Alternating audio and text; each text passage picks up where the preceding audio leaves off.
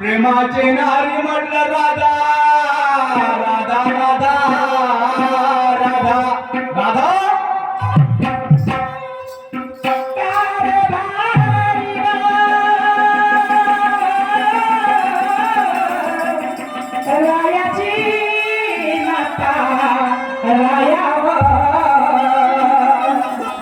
तुम्ही कशा करिता माझा दिला माय मी तुमची सती तुम्ही माझे पती काया दळसुलीचा मोती माय का म्हणता कपूचे पप्पा काय म्हणता हो भगवान मी दोन चारदा आवाज दिला पण तू माझ्या शब्दावर बोलली नाही अहो मी घरामध्ये होती काय करत होती घरामध्ये कामं करत होती पण कमीत कमी कामाचं सांग मला कोणकोणती कामं करत होती अहो बाळाला एकच किलोमीटरचे काम आहे का सकाळी उठल्यापासून संध्याकाळपर्यंत काम राहते घरामध्ये होती उपयोग म्हणजे रंगारंगीचे कामं करत रंगारंगीचे काम आणि मी महिला बचत गटाची अध्यक्ष आहे तुम्ही आवाज दिला तुम्ही माझा हिशोब करत होती आणि तुमच्या आवाजावर पटकन पेन आणि रजिस्टर ठेवली मी तुमच्या आवाजावर आली मी हा तू म्हणते की मी घराच्या मागे कचरा उपडत होती उघडत होती ना समोरचा कचरा कधी बैल उघडत ना माझी बात कशाला येईल राधा अय मी काय म्हणतो काय म्हणता मी तुला आवाज दिला तू काय म्हणते मी बचत गटाची अध्यक्ष होय आहे ना तुने आपला हिशोब नाही केला मी माझा हिशोब केली पण माझा हिशोब बाकी आहे ना तुमचा कोणता हिशोब सांगू कोणता 8 दिवसापासून याचे माठ घरामध्ये पडले आहे राधा ओके बाय म्हणूनच म्हणलं बाई हा 8 दिवस तो निघून निघला 8 दिवसाचा जमाना झाला हा माणूस माझ्या शब्दाने बोलला नाही आणि आज माझ्याकडून काम घ्यायचं तुला चिकनाव बोलता हो 8 दिवसापासून याचे माठ घरामध्ये पडले आहे आणि या मथुरेच्या बाजारला का नाही गेली राधा मग तुझ्या भाडाला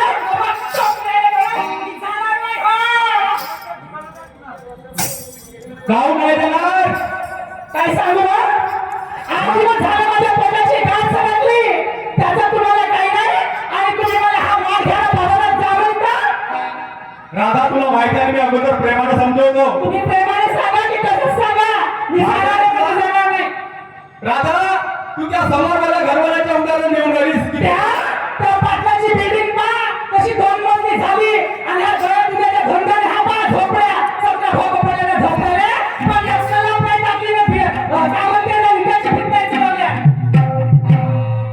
त्या समोर मला घरवाल्याच्या उदाहरण देऊन राहिली की त्यांनी 5 मजली मकान बांधला माहित आहे का त्यांनी मकान काऊन बांधलं राधा माहित आहे काऊन बांधला अगं त्यांनी आपल्या मुलाला भरपूर शिकवलं मग तुम्ही शिकवा ते मुला नोकरीवर लागलं म्हणून त्यांनी 5 मजली मकान बांधलं राधा अरे मला की बरोबर आपल्या मुलाला शिकवून आपण की 5 मजली बांधून राहा ठेवला गळ्यात झोपावर सकाळी उठा ते शेण उचला त्या डोक्यावर घ्या आणि त्या खाटावर जा सारं त्या शेणाचं पाणी माझ्या शरीरात सांडते आणि सारं मागे सारं खराब होते राधा हा वाडगे आणि बाजाराचे वाडगे माझे परत जाऊ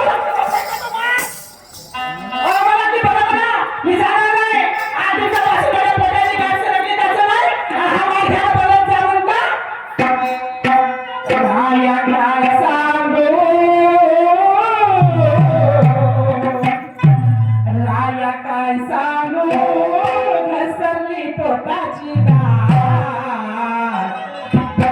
राया काय सांगू घसरली पोटाची गाठ बाजारी जाणार नाही राहूया दोघ्याचं माय बाजारी जाणार नाही राहूया दोघ्याचं माय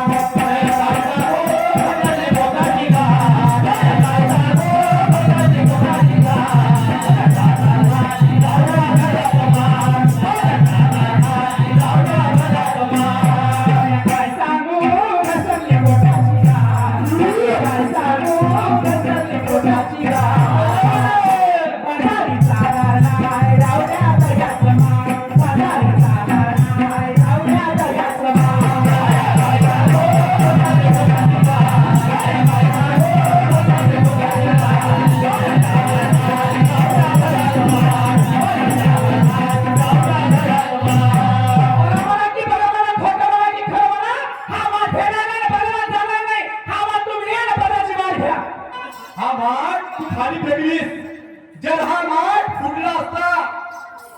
तुझ्या बहिणीच्या काय कमी झालं असतं काय केलं होय ना? तुम्ही होय तुमचं. होय?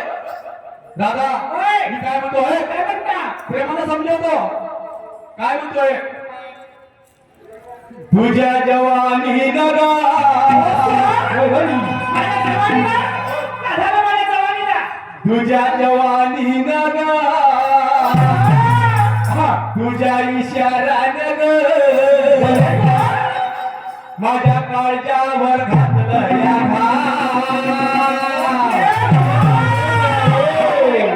या ड्रायव्हरला जीव थोडा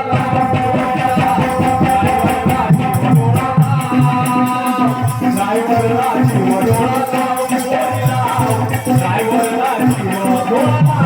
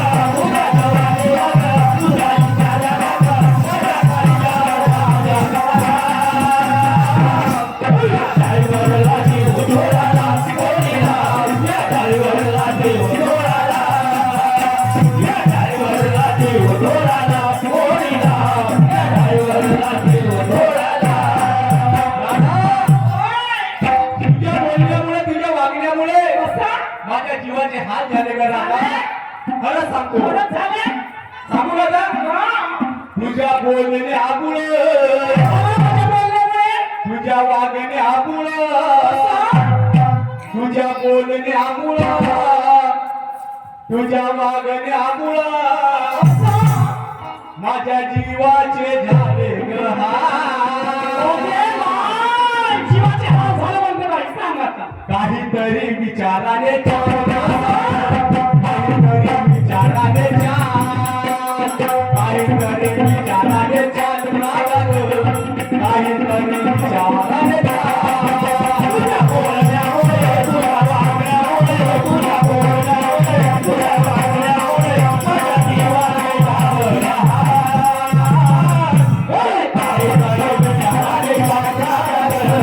काहीतरी विचाराने काहीतरी विचाराने काहीतरी विचाराने काहीतरी विचाराने तुझ्या बोलण्यामुळं तुझ्या वागण्यामुळं तुझ्या बोलण्यामुळं तुझ्या वागण्यामुळं माझ्या जीवाचे झाले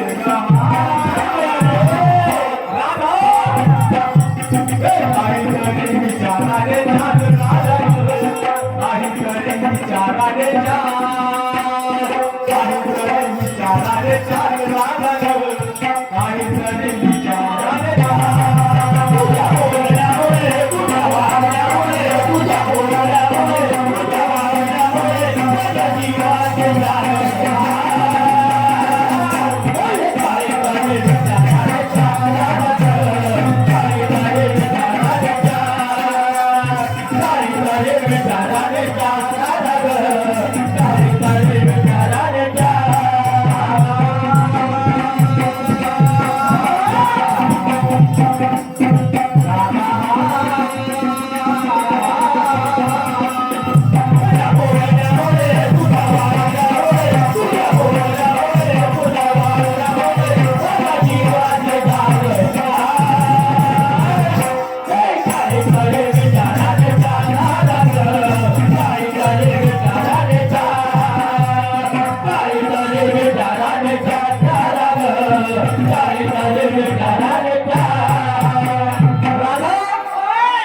पूर्वी शेतकऱ्याजवळ गाय होता काय होता? गाई म्हशी होत्या आणि त्या गाई म्हशीच्या भरोशावर हा प्रपंच सारं तसं त्यावेळेस कुणी डॉक्टर झाले कुणी वकील झाले हो ना ना. तुला तू काय म्हणते शेणाचा डोक्यात घेतलं पाहिजे सारख्या होते. शेणाची टोपली मी डोक्यावर घेतो हो. तो शेणाचं पाणी माझ्या अंगावर सांडते आणि माझी साडी खराब होते. बरोबर आहे हो. मला सांग आपण शेतीमध्ये अनाज घालतो बरोबर आहे शेतीमध्ये आपण शेतात घालतो बरोबर आहे? मग तू अनाज कशाला खाते ओळखमध्ये पोहोचण्यासाठी खावं लागते. अनाज नाही खायला पाहिजे ना मग? असं कसं? मग काय म्हणतो काय म्हणता?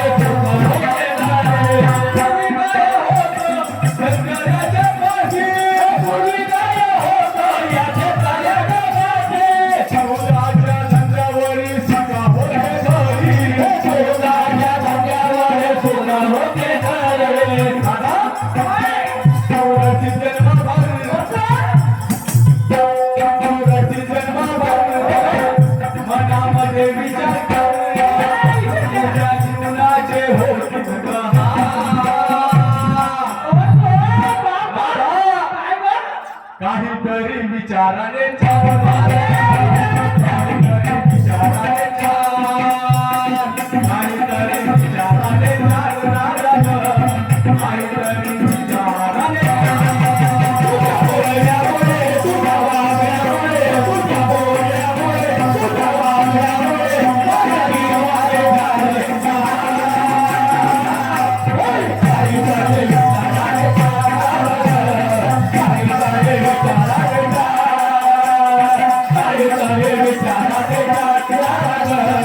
काहीतरी विचाराने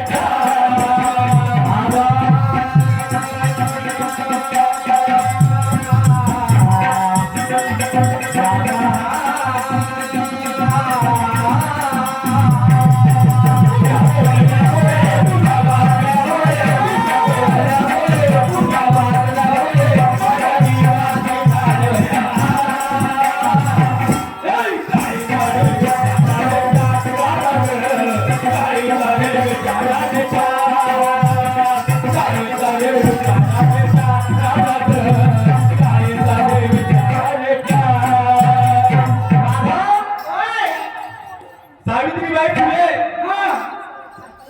यांच्या शेवटी होता 17 डोक्यावर. आई वाराणसी तिच्या शेवटी होता डोक्यावर. आणि तुझ्या शेवटी आहे राधा काय म्हणतो आहे काय म्हणता?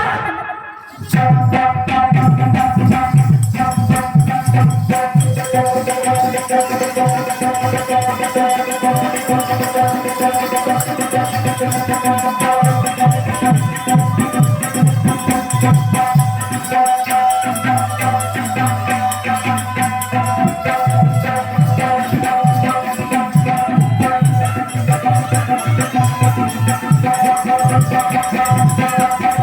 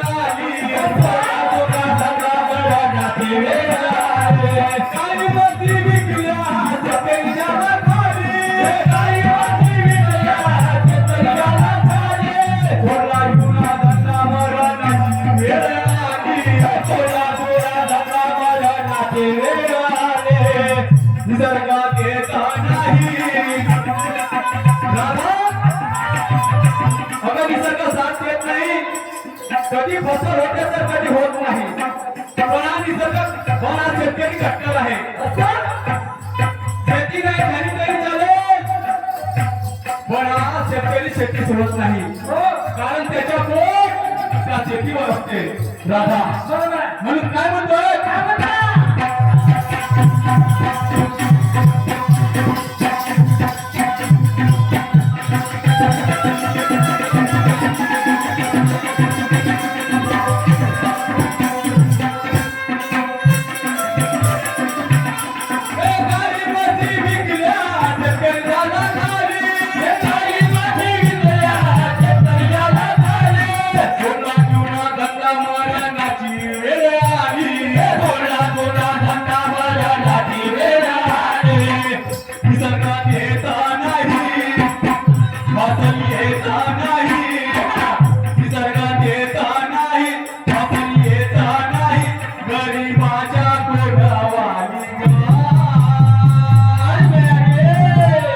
काहीतरी विचाराने